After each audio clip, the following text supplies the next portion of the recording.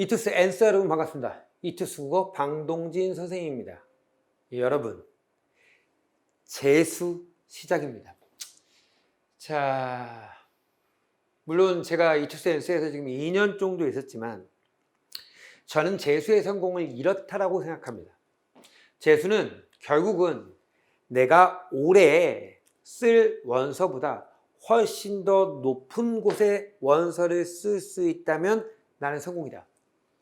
이런 얘기를 좀 하고 싶고요. 또 한 가지, 정말로 재수에 성공하기 위해서는 이 이투스 N스의 시스템을 정확하게 이용하시는 게 중요하고요.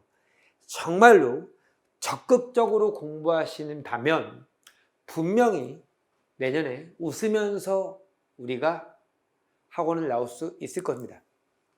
자, 선생님이 이 조기반이라고 하죠. 선행반이라고 하고요. 가장 먼저 재수를 결정하고 정말 열정에 불타는 여러분에게 소개할 첫 번째 강의는 문학종결자입니다. 제 온라인 강의를 들으신 학생도 있겠지만 제가 문학이라든지 문법 다 잘하지만요. 독서도 잘하지만 특히 이 문학 영역에서 정말로 탁월하게 학생들의 성적을 많이 올렸다는 것은 알고 계실 거예요. 이 문학종결자를 제일 먼저 하는 이유는 여러분에게 우선은 문학부터 빠르게 잡고 가자라는 것을 보여드리고 싶어서입니다.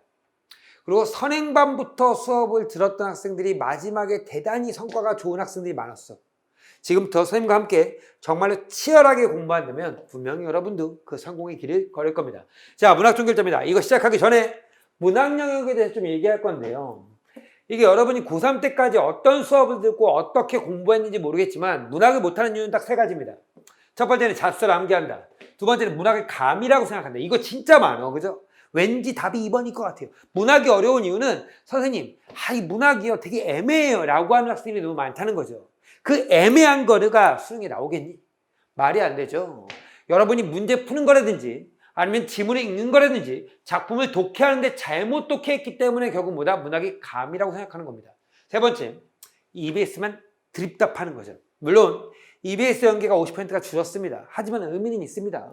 하지만 어떤 작품이 나오더라도 충분히 독해할 수 있는 능력이 중요하다라는 말씀을 드리고 싶어요. 자, 올해 수능에서 문학에서 오답률 1위 문제와 지문을 갖고 와봤어요.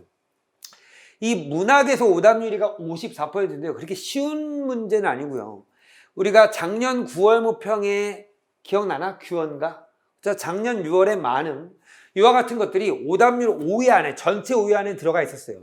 자, 그만큼 우리가 문학에서 자꾸만 괴로운 부분을 보게 되는데요. 현대시든 고전시가든 소설이든 고전소리든 무조건 수능식으로 공부해야 된다고 생각해요. 저는 뭐냐면 학생들이 제일 문학을 못하는 이유는 딱 한 가지야. 고3 때까지 내신만 봤으니까. 자, 봐봐.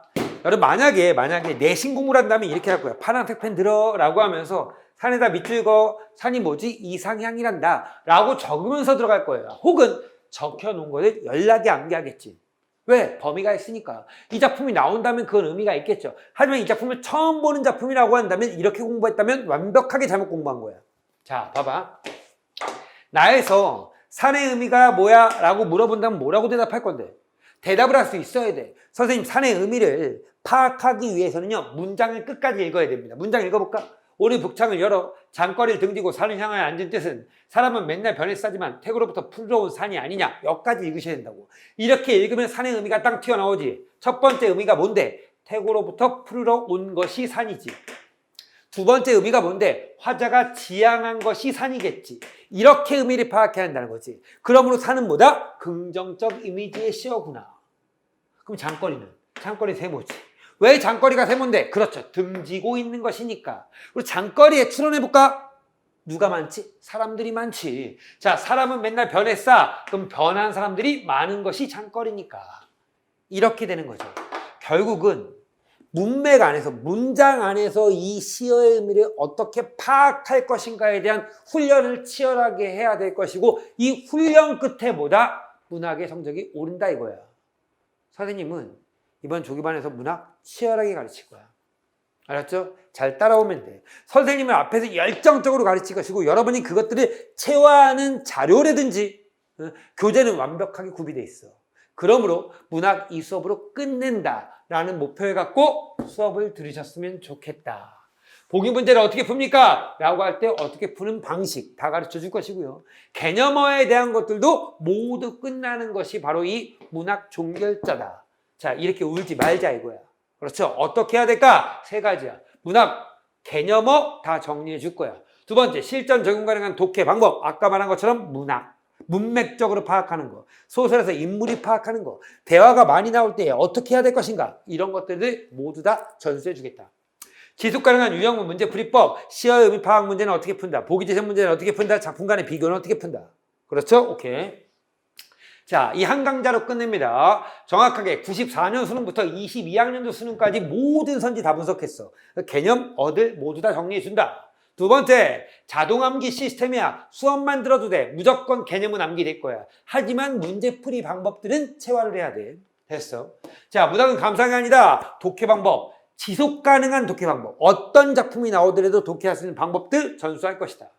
수능 17문항의 모든 문제 유형에 대한 문제풀이 원리도 전수해 줄 것이다. 그 다음, 실전에서 활용 가능한 시간 조절 능력. 그쵸? 선제 해결 능력 전수해 줄 것이다. 잠깐, 문학을 몇 분 안에 풀어야 돼? 25분에는 끝내야 돼. 그럼 25분에 끝내기 위해서는 어떻게 시간을 줄일 것인가? 어떻게 선제를 해결할 것인가? 이게 매우 중요하다는 거 알고 있겠지. 그렇죠?